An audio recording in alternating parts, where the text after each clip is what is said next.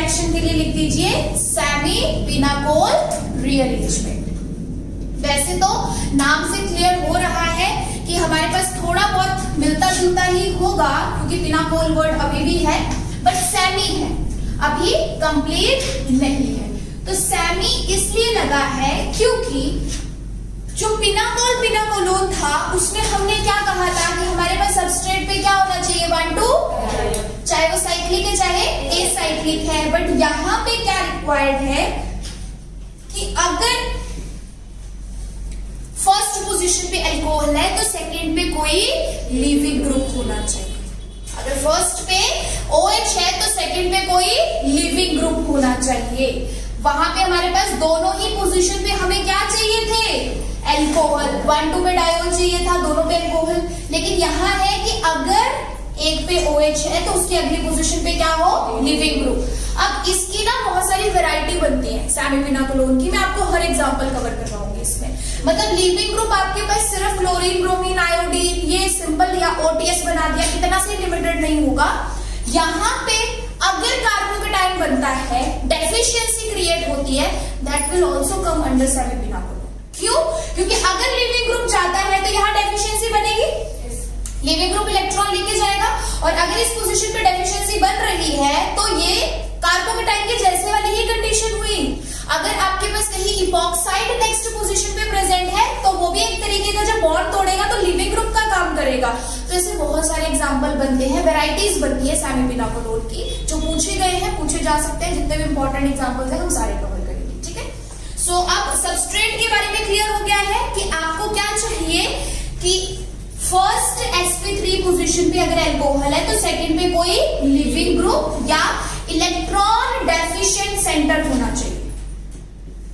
Electron deficient centre मतलब electron deficiency होनी चाहिए एक तरीके से देखा जाए तो यहाँ पे, क्योंकि लिविंग ग्रुप जब जाएगा तब भी वहां पे क्या क्रिएट होगी, इलेक्ट्रॉन डेफिशिएंसी। एरो के ऊपर आपको यहाँ पे रिएजेंट चाहिए strong base, any reagent such as strong base. Strong base में आपके पास जैसे टर्शियरी ब्यूटॉक्साइड में ऐसे दे दूं, ठीक है, या आपके पास टर्शियरी ब्यूटाइल लिथियम दे दूं, कोई भी बेस, ठीक है। या फिर हम यहां पे कह सकते हैं कि कैल्शियम कार्बोनेट दे दूं। तो अब कैल्शियम कार्बोनेट्स का क्या है कि ये बहुत स्ट्रॉन्ग हमारे पास मतलब बेस तो मैं क्या कहूं, लेकिन जितने भी कार्बोनेट्स या बाइकार्बोनेट्स होते हैं they are basic in nature.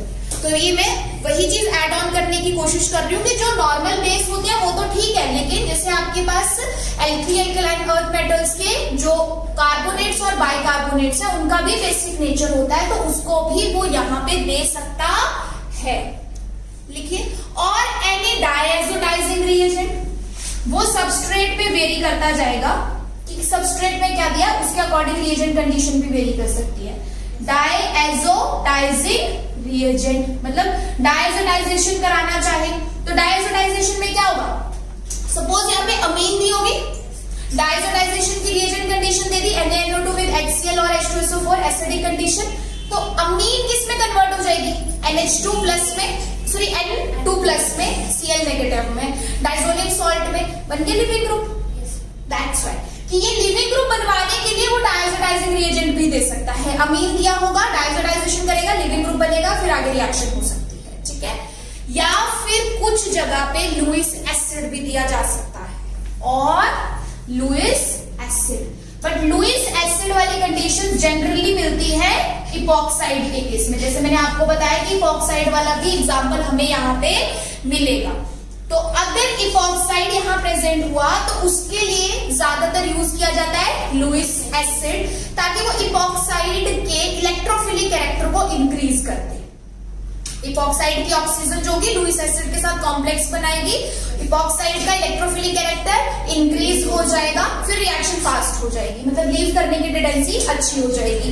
तो उस केस में लुईस एसिड। अमीन दिया होगा तो डायएक्सोडाइजेशन ताकि लिविंग ग्रुप बना सके, या ऑलरेडी लिविंग ग्रुप दिया होगा तो बेस, ताकि बेस इसके प्रोटोन को रिमूव करे, OH के प्रोटोन को रिमूव करे और रीअरेंजमेंट की प्रोसेस आगे स्टार्ट हो जाए। तो वैरायटी बनती है, तो आपको ध्यान रखना है कोई भी बेसिक कंडीशन या डायजोटाइजेशन वाली कंडीशन या लुईस एसिड। कंफ्यूज होने की जरूरत नहीं, मैंने बिल्कुल क्लियर कर दिया है कि किस केस में कैसी कंडीशन मिलेगी। सबस्ट्रेट वेरी करेगा तो रिएजेंट कंडीशन भी वेरी कर सकती है। ऑलराइट, सो इन दोनों में हमारे पास यही डिफरेंस था कि उसमें 1,2-डायोल चाहिए। कभी भी आपको 1,2-डायोल एसिडिक कंडीशन के साथ मिले सीधा सीधा दिमाग में आएगा पिनाकोल। बट एक जगह पे अल्कोहल है, नेक्स्ट पे लिविंग ग्रुप है, या लिविंग ग्रुप बनने के चांसेस हैं कंडीशंस के अकॉर्डिंग, तो वो क्या होगी सेमी पिनाकोलो। ठीक है, क्या होगी सेमी पिनाकोलो। तो ये चीज अभी क्लियर हुई है जस्ट रिएजेंट और सबस्ट्रेट के बेसिस पे। अब प्रोडक्ट क्या बनता है वो क्लियरली हम एग्जांपल्स के साथ ही डिस्कस करेंगे। जैसे जैसे एग्जांपल आते जाएगा आपको खुद पता चलता जाएगा। होगा क्या, होगा कुछ नहीं कि ये जैसे आपके पास OH अपने इलेक्ट्रॉन देगा, यहां से R1 R2 में से कोई एक बॉन्ड माइग्रेट करेगा और ये लिविंग ग्रुप यहां से बाहर जाएगा। यही रीअरेंजमेंट है। सिमिलरली वैसे उसमें भी कुछ वैसा ही रहेगा कि ये OH वाले अपने इलेक्ट्रॉन देगा यहाँ, तो कोई एक बॉन्ड जो है वो शिफ्ट होगा दूसरी पोजीशन पे और फिर लिविंग ग्रुप बाहर जाएगा। That is rearrangement. ओके, तो लिखिए पहला सवाल। ये है नेक्स्ट या फर्स्ट क्वेश्चन कह सकते हो आपके सामने। H2SO4 की कंडीशन दी है, आपको ऐसे कुछ सबस्ट्रेट मिल रहा है, H2SO4 लिखा हुआ है और वो आपसे पूछ रहा है the major product in the following reaction is. तो आपने क्या किया, सबसे पहले सबस्ट्रेट को देखा, सबस्ट्रेट में ढूंढा कि क्या फंक्शनल ग्रुप या क्या चीजें प्रेजेंट है। आपको मिला कि फर्स्ट और सेकंड पोजीशन पे OH प्रेजेंट है, यानी 1,2-डायोल। एरो के ऊपर क्या दिया है H2SO4।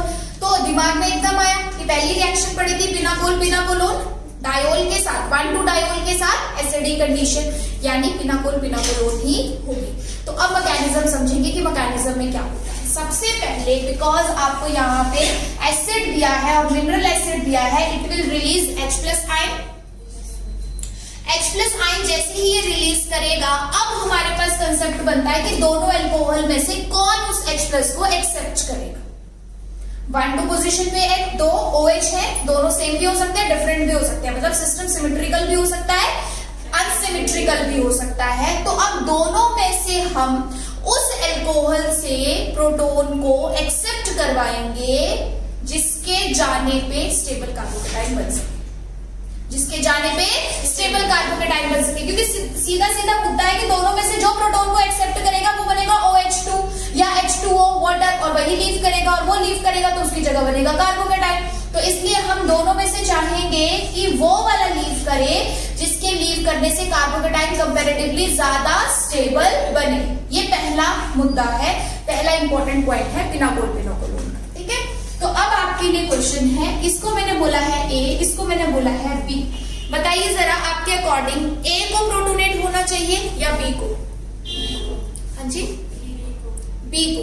सबको ये लगता है, बट मुझे लगता है A को।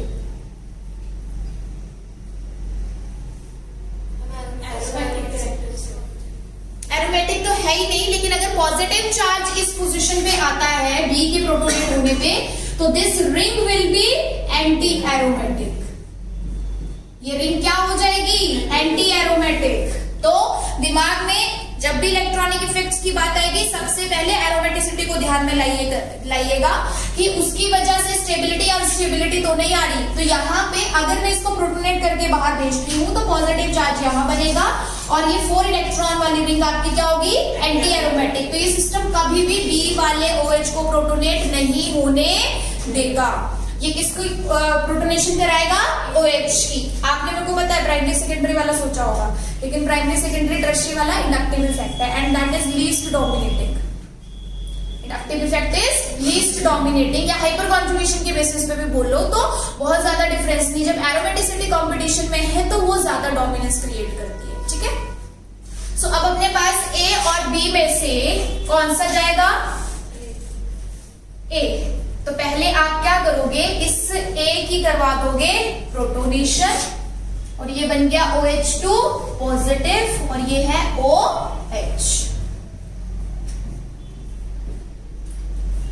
अब इसके बाद हमारे पास यहां पे ये कैसे जाएगा? ये यहां से लीव कर जाएगा क्योंकि गुड लिविंग ग्रुप बन चुका है और उस पोजीशन पे आ जाएगा हमारे पास पॉजिटिव चार्ज। यानी कहने का मतलब है कि ये रिएक्शन 2 स्टेप में होगी, ये रिएक्शन 2 स्टेप्स में होगी। कार्बोकेटाइन बनेगा, उसके बाद रीअरेंजमेंट वाला प्रोसेस जो है वो देखने को मिलेगा। ठीक है,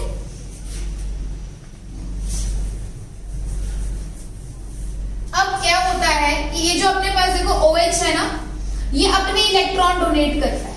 एक को आपने प्रोटोनेट करके लिविंग ग्रुप बना के निकाल दिया, जो दूसरा होता है वो अपने इलेक्ट्रॉन देता है यहाँ पे।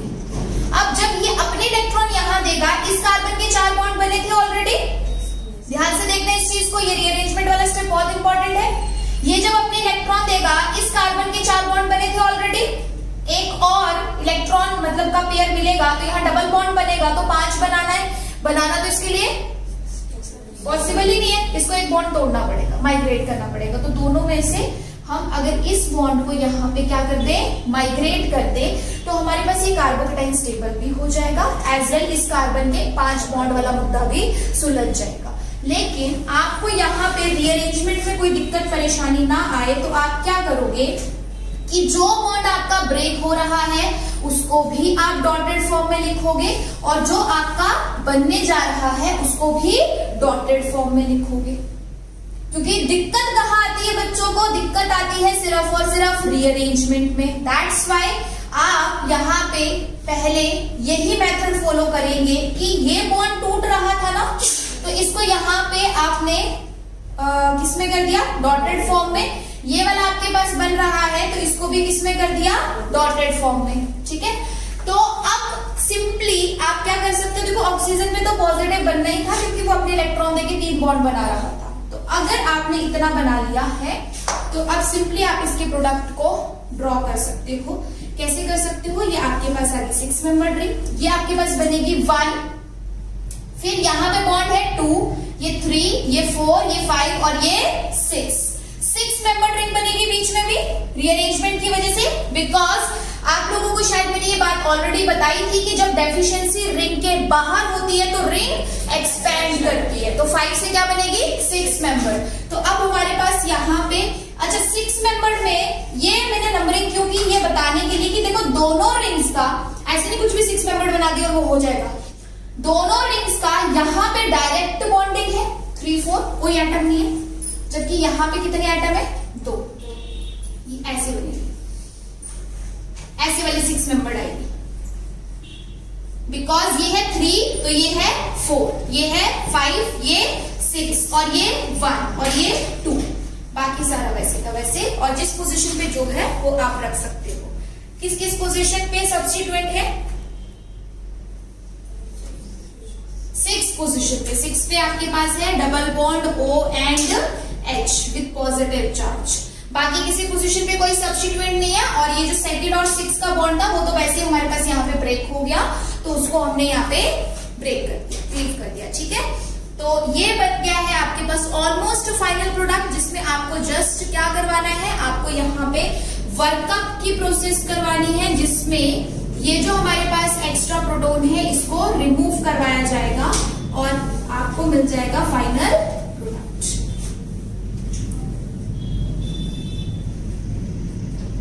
सो this is the final product of pinacol pinacolone rearrangement.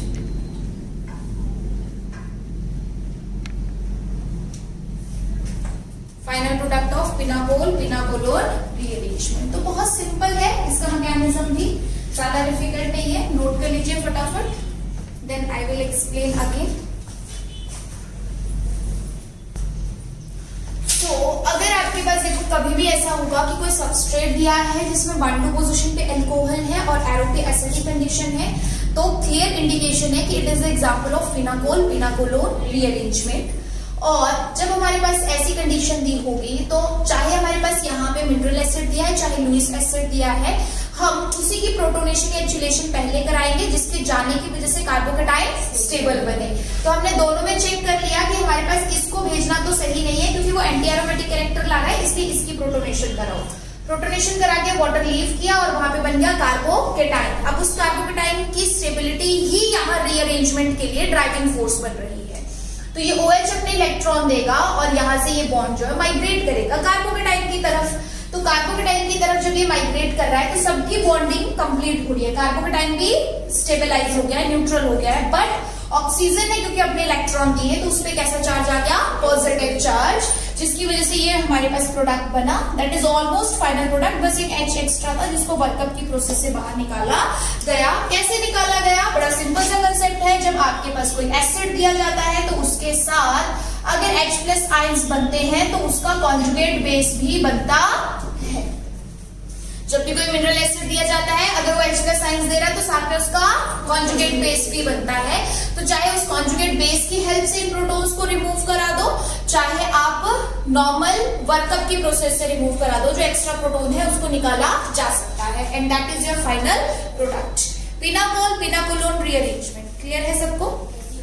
Main सबसे पहले कि किसकी प्रोटोनेशन या किसकी चिलेशन, जहां कार्बोकेटाइन स्टेबल बने। इस स्टेप में कुछ जगह पे आपको माइग्रेटरी एप्टीट्यूड की जरूरत पड़ेगी, जो आपको प्रोवाइड कर दिया गया है। ठीक है, माइग्रेटरी एप्टीट्यूड का एक ऑर्डर होता है, उस ऑर्डर के अकॉर्डिंग ही हम देखते हैं कि अगर दो डिफरेंट ग्रुप हैं तो किसका माइग्रेट करने का जो मतलब टेंडेंसी है वो ज्यादा अच्छी है।